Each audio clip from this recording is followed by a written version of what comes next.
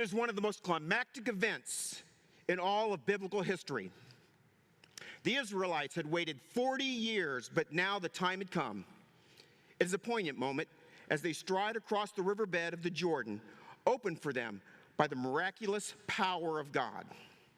Behind them, they leave the wearying decades of meandering around in a barren wilderness and the tragic memories of countless funerals for an entire generation of people who would not just trust God's promises. Slavery in Egypt and the bare survival of nomadic life are bygone experiences now. A new and welcome chapter opens before them. Before them lay a land richer than their dreams, more fruitful than their hopes, and more beautiful than their imagination. Now it is theirs by God's steadfast promise. Their joy had been magnified by recent events. When they arrived at the Jordan, they found it is flood stage, menacing in its speed and dangerous from what it concealed. The jungle-like grove covered by the rapid current left Israel flat-footed. The river was impassable, its crossing impossible. But God intervened, performing a miracle that paralleled the miracle of the Exodus from Egypt. God rolled back the waters of the Jordan River just as he had done with the Red Sea. God meant he had said through Moses years before. Here was his signature again in the same way, to assure his people that he was good to his word. I imagine there were songs and shouts as God's people worshiped and exulted in him. But there was also one important act that calls for our attention this morning. After Israel crossed, God gave Joshua some very specific instructions recorded in Joshua 4, 1 through 3. After the entire nation had finished crossing the Jordan, the Lord spoke to Joshua. Choose 12 men from the people, one man from each tribe, and command them. Take 12 stones from this place in the middle of the Jordan where the priest's feet are standing. Carry them with you and set them down at the place where you spend the night. Joshua did exactly what he was told, sending these select 12 men back to the riverbed of the Jordan, where they were to bring 12 stones. Stones at one point were buried, unreachable, covered by a challenge to the faith of God's people, but were now divinely accessible. 12 men hoisted heavy stones to their shoulders from Jordan's floor and then piled them together in the promised land by God's command. They were stacked there as a sign, an unmistakable marker at the very place where God had demonstrated his power to overcome any obstacle to his will. Because stones don't naturally stack, there would come a day when Israel's children would ask for an explanation for this phenomenon. Here's the answer God wants the next generation to know. Tell them the story, God says in verse 7, of how the waters of the Jordan were cut off in front of the ark of the Lord's covenant. When it crossed the Jordan waters were cut off. Verses 23 and 24 add, for the Lord your God dried up the waters of the Jordan before you until you had crossed over, just as the Lord your God did to the Red Sea, which he dried up before us until we had crossed over. This is so that all the people of the earth may know that the Lord's hand is mighty, and so that you may always fear the Lord your God.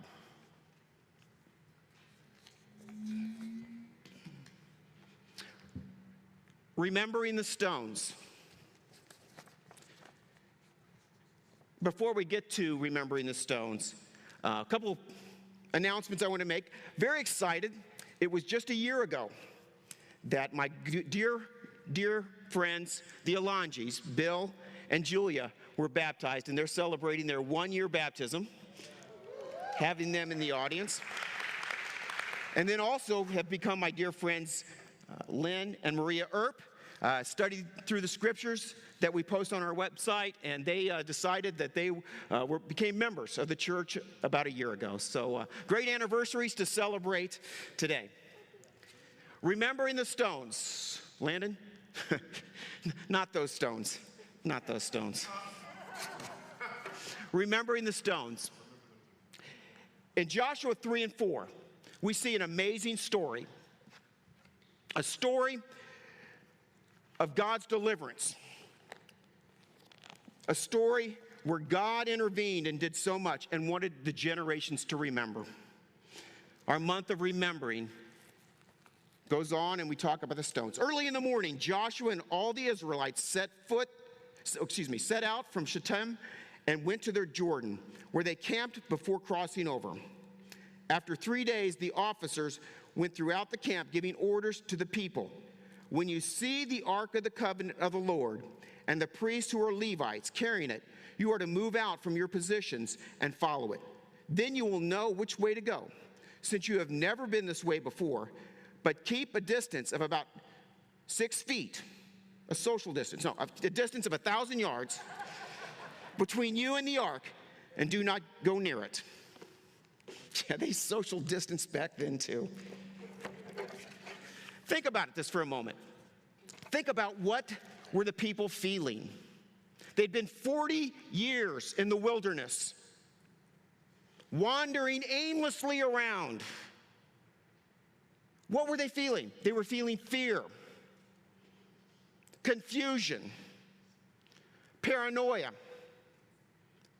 insecurity, faithless, internal conflict and fighting, loneliness. They felt under judgment. What was somebody else thinking about me? Am I being judged? What is God thinking of me? If I mess up, will we go back into 40 years of wandering? They were wrestling with a lot of issues.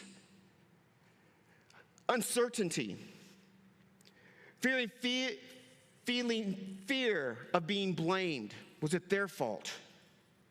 Guilt, frustration, depression, anxiety, worry, doubt. What was the future to hold if they crossed this Jordan? What was going to go on? What was tomorrow going to look like? Will there be masks? I hate masks. You know, as we look through these things and we think about what they felt, isn't that what we're feeling?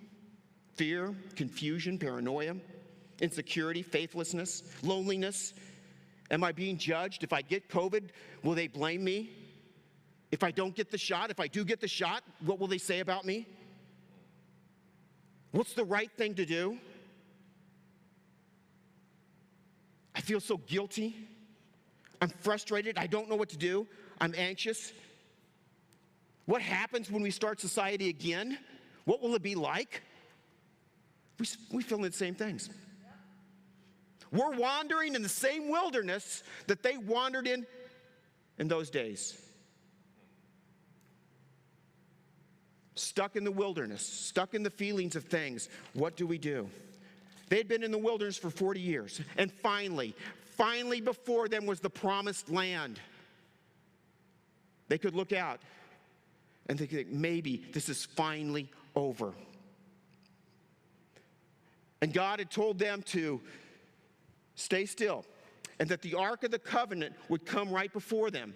And when the Ark of the Covenant came, to stand up and follow the Ark across the river. Flood stages are a very interesting thing. You're going to hear more about our trip to Colorado last week, but we went through Colorado, and we went through this canyon, and I couldn't tell you how large these mountainous areas were that we drove through. But they towered way up there, more than this building. And Cindy told the story how the floodwaters came through. And how were those made? The floodwaters created that. Growing up in the Midwest and in St. Louis, I remember this flood of St. Louis back in the 80s, seeing 2- and 3-story buildings completely underwater, seeing farmhouses completely destroyed as the floods moved through. These people were looking at flood stages of water. And God said, pick it up. They were to get up and think. I'm afraid that the COVID has put us back into a wilderness, a wandering, aimless confusion in our relationship with God. We don't know how to handle it. We don't know what to do. We're truly confused. I think of a couple named Brent and Melissa. Brent and Melissa, we met Brent at a McDonald's one day. The guys got together. We took the kids to McDonald's. back in the yesteryear's day when they had playgrounds and everything was great. And Brent was over there with his son, and us men were huddled up, and fortunately, eventually, one of us had to get courage to invite Brent to church. Big deal. Brent was very excited. He was like, yeah, that'd be awesome. I really want this. I really need this. I'll bring my wife. And, we're like, nah, they'll never come. But okay. Sure enough, the next Sunday, they showed up. They started studying the Bible. They were excited. They were enthusiastic. And they started growing with God. The problem was Brent was a kleptomaniac. He worked at a store called Famous Bar. And when we went over, he'd have piles of shirts. And he would tell us, oh, yeah, they're giving those away to employees. And other things happened. But, we kept in there. We were studying the Bible with them. They were baptized. We're trying to help them. He was ended up being a car salesman, actually a very good car salesman. He rose quickly in a matter of months to being the manager. But at night, he would steal a car and go out drinking. And one day, he wrecked the car. Brent saw the promised land. He could see the answers to his marriage, to his parenting, to his sin. But one night, at 3 a.m. in the morning, we get a knock on the door. I look over at Cindy. Somebody's at the door. She says, yeah. I said, yeah. She would tell the story, which is true, that she got up and answered the door as I hid behind the corner. Brent had been stabbed 12 times in his back with a steak knife from his wife. He laid on her couch, bleeding, and we said, Brent, we got to call an ambulance. He said, no. I said, we got to. He got out, drove. We called the police. They eventually found him in his driveway, passed out in his car, bleeding to death. Took him to the hospital. We continued to try to stay them. Eventually, Brent was put in jail in Texas. His wife followed him there, and we don't know what happened to them. Brent saw the promised land, but he didn't make the steps forward he needed to. Brent and Melissa needed to. I think of another friend, a friend named Phil Velton. Phil was a great guy. He was my height. Love him. Had 3 beautiful daughters, wife. We got in again, studied. They were coming to church. He was baptized. He was excited. He was in that rocky soil, if you will. And we're moving along. A lot of brothers in there helping him, helping his marriage, helping things go. Phil stopped listening. He stopped listening. He stopped listening to the advice we were trying to help him with, to guide him forward. He knew better. He owned his own business. He knew better. Eventually, his business went under. His wife divorced him. And they found him hanging in his office one day. His daughters found him hanging one day. Phil had seen the wilderness. He'd seen the promised land. He started moving that direction and he quit. The wilderness we're wandering in, the confusion, the different things. You're not at that stage. I get it. Those were 2 very good friends of mine. I get it, that you're not there. But let me ask you this. Are you wandering or are you marching? What has the COVID done to you? Are you wandering or are you marching to God's call? Some of us have taken our eyes off the promised land.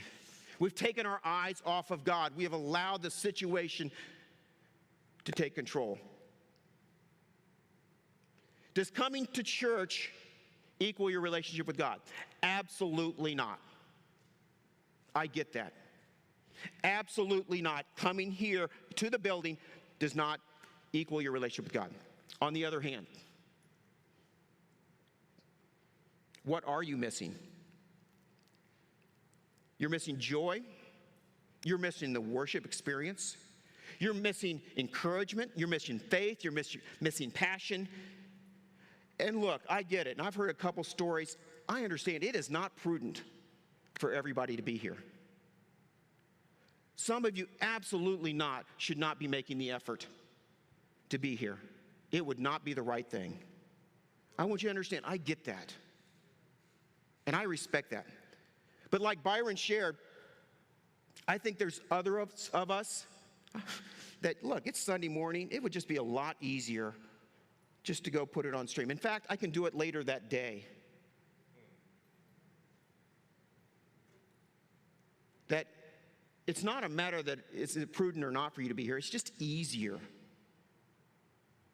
And maybe that's the right thing, but I just have a question for you to analyze. I'm not trying to put you on one way or another. How does God feel about your effort to worship Him? For me, only me, but I know if I were to stay home, it's all due to my lack of initiation with God. My effort. God would just know He's just not making the effort to worship me as I want Him to be. The COVID has created a wilderness. Are you wandering or are you marching? The slide that says following the ark across the river. So Joshua 3:14 through 17. So when the people broke camp to cross the Jordan, the priests carrying the Ark of the Covenant went ahead of them. Now the Jordan is at flood stage all during harvest. Yet as soon as the priests who carried the ark reached the Jordan and their feet touched the water's edge, the water from upstream stopped flowing. It piled up in a heap a great distance away at a town called Adam in the vicinity of Zarethan, while the water flowing down the sea of the Arabah, the salt sea, was completely cut off. So the people crossed over opposite Jericho.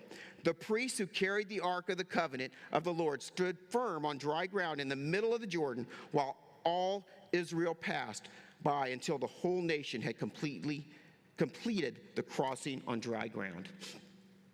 So I get a kick out of this because I'm going to want to be the priests in the back of the ark, not the guys in the front. If you can see the picture, because I'm waiting to see, okay, where does the flood start to separate? When they just touch the water? Or at ankle deep? Or at waist deep? So if Doug's on the front and I'm on the back and it gets up to about Doug's waist, I'm getting concerned a little bit. So I want to be in the back. But they're starting to cross, and then they walk out there, and you can picture the waters just opening up. The walls just piled. I think I read that it was about a 30-mile stretch that was wide open. And you had some people that just took off and ran. And you had other people walking across. But did you have some people that were a bit hesitant?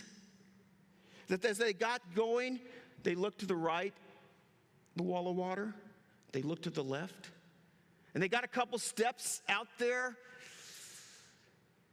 Are those walls going to collapse? And maybe those running forward had to reach back and say, come on, let me help you. That little bit of encouragement to go forward.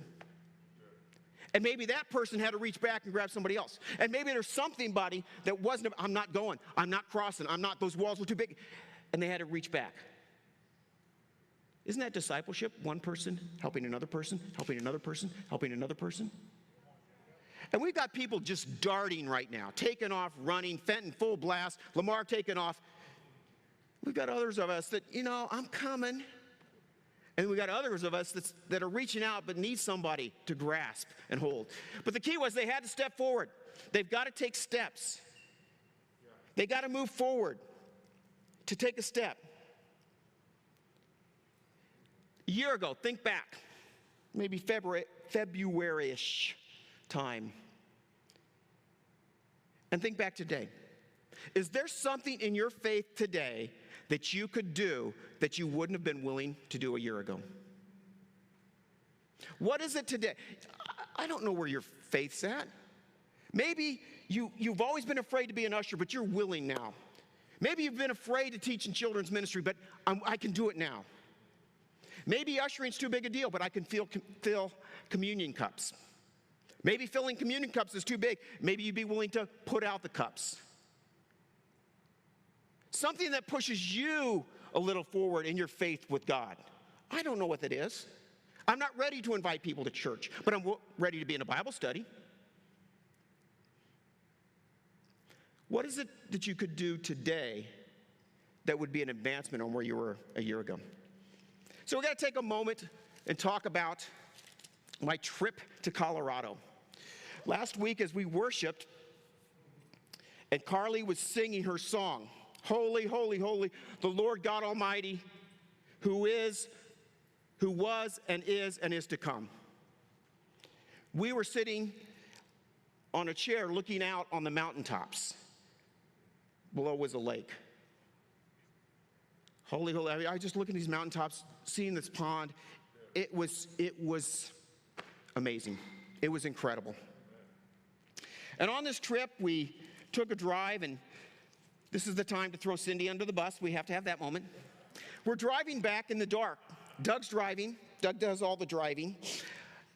It's windy, and it's very windy. Mountains on both sides, climbing up, super dark. And Kay Neiman goes, Jim, do you have any ghost stories? So we start talking about Twilight Zone and the episode when the hitchhiker's out there in the dark like this, just waiting to be picked up.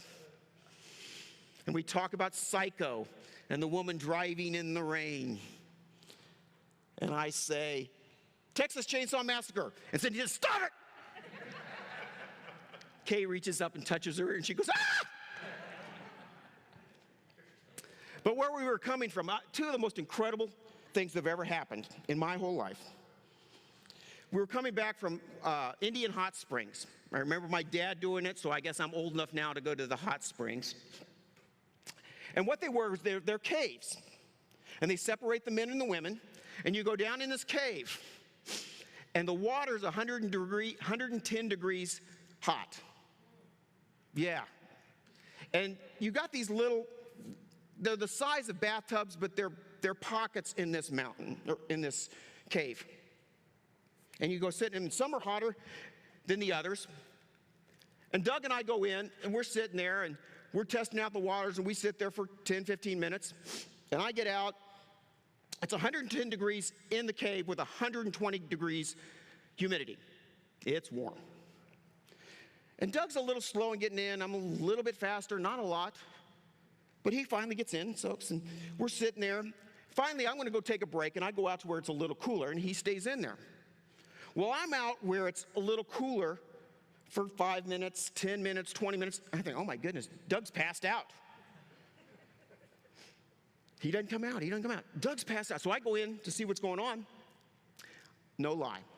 In a cave, sitting on a cave ridge, where you would sit in the cave, Doug is sitting there, and there are 3 Ethiopians sitting around him.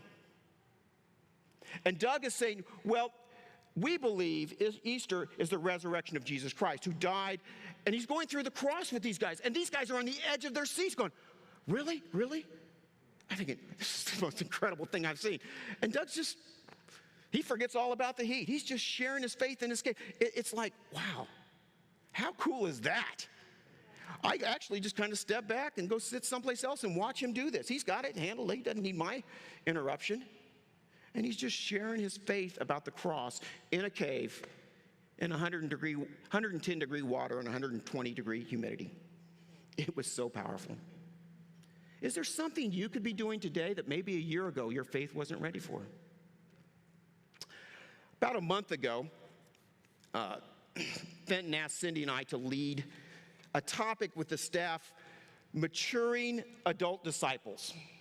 How do mature adult disciples disciple others is kind of the concept. And we're going through a book, and the book had some good things. But one night, and by the way, God never works on me. The Holy Spirit never moves me until 3 a.m. in the morning. So you can pray that he'd find a different time. But 3 a.m. in the morning, I wake up,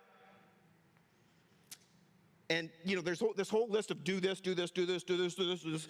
And I'm like, no, that ain't right. How did Jesus mature his disciples? And John 13 was what blew up in my mind.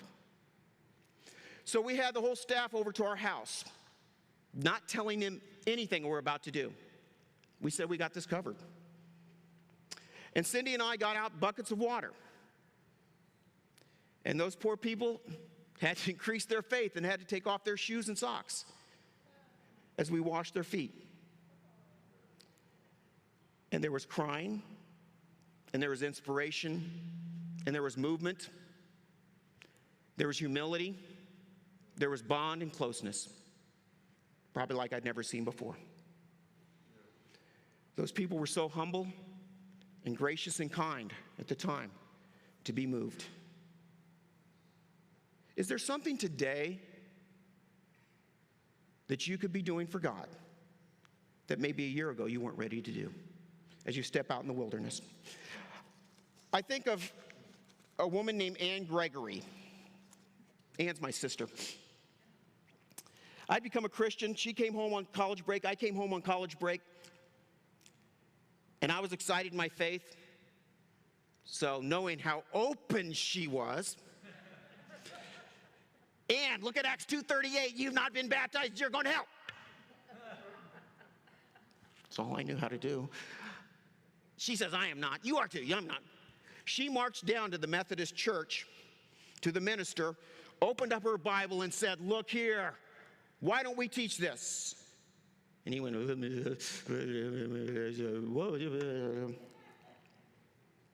later on, Ann was the first baptism of the infamous Boston Church of Christ when it started. She saw the wilderness, but she ran to the promised land. Another story of a guy named John Roberts. John's a good friend of mine in St. Louis. John was one of the first baptisms when Cindy and I, though we had nothing to do with it, in St. Louis back in '87. Ron and Kim will remember John Roberts. John Roberts is one of the most lovable, humble, down-to-earth guys. He's a blue-collar worker. He ran maintenance at Monsanto. Could fix anything. Lovable spirit. Loved being around him. Generous, kind. And he married a young woman, a church, at one time a church intern named Laura Roberts. Couldn't remember her last name, so we'll go by Roberts. Hart. Laura Hart.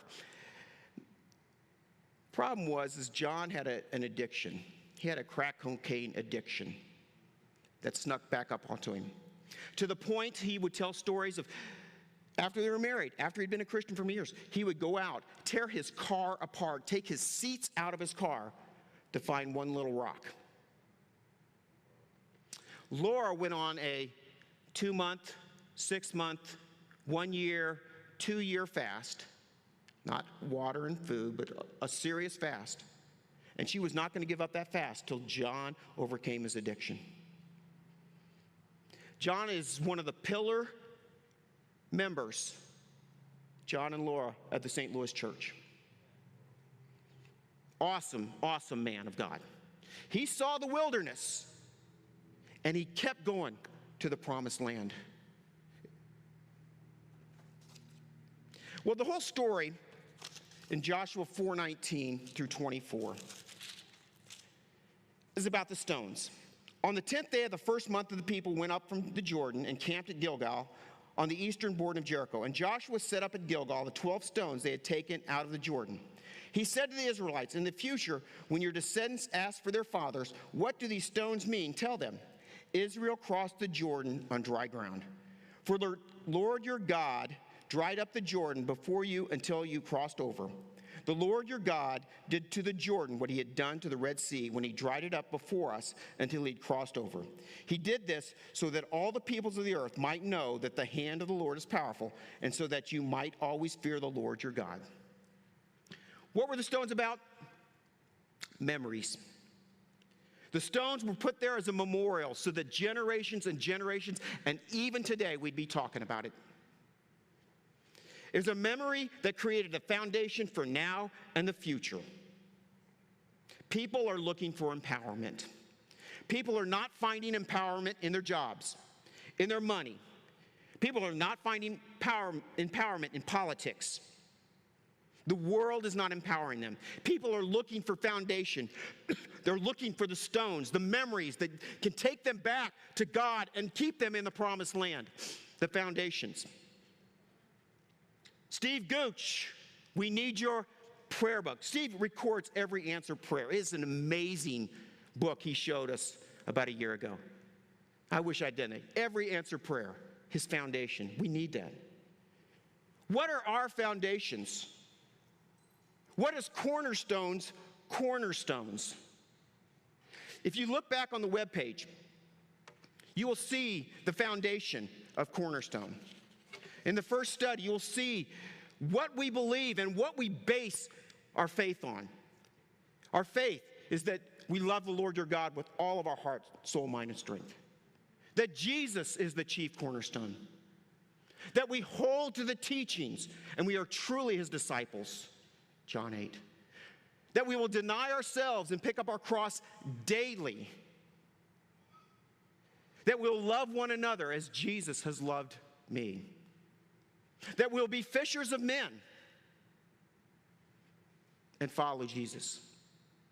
That we will love our God more than our mothers, fathers, wife, children, brothers, sisters, and yes, even our own life. To go make disciples of all nations. That's our cornerstones. But as you look at your foundations, what is your foundations? I brought you back from Colorado a rock. I smuggled it in to Atlanta. And on this rock I put my name. And I put my foundations. My foundations are to love the Lord my God with all my heart. That Jesus is my Lord.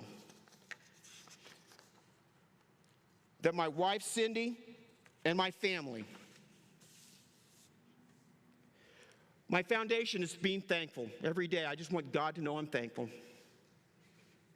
My friendships are my rocks, my foundation. My integrity, my honesty. My humility. The Albert family is a hard-working family. That's a foundation. And that I'll persevere and I will not quit. That's my foundations, my 12. And on the back of my rock, I put my covenant to God. I will be less, God, so they can become more. I will be less, so you can become more. We have passed out here in the church rocks for everyone. And Byron's going to sing a couple songs. And what I'm going to ask you to do, you're not going to be able to come up with 12 foundations. I would encourage you this week, what are your 12 foundations? But on your rock, go ahead and write down, what is your foundations? 1 or 2. And then on the back, what is my covenant before God today?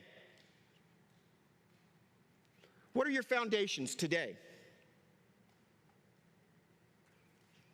I commit to you before God that I will become less so you can become more. So I'm going to ask if you're here to write your foundation on your block and put your covenant before God. I'm going to set my stone right here. For some of you, you will want to write down, and you may want to shout it out. Byron knows that some of you may be shouting out as they're singing. We're going to sing 2 songs. Some of you may not want to shout out. That ain't your thing. I get it. No, you don't have to. It's up to you. This is your worship. Put your foundation on one side. Put your covenant on another side. Walk it up here and put it there. Let's make a memorial before God. I'm not comfortable in walking out. I've already asked the ushers. If you're not comfortable in walking, just hold your block up and put it there.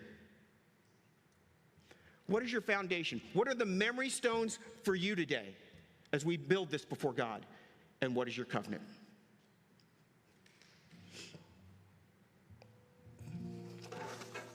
There'll be 2 songs.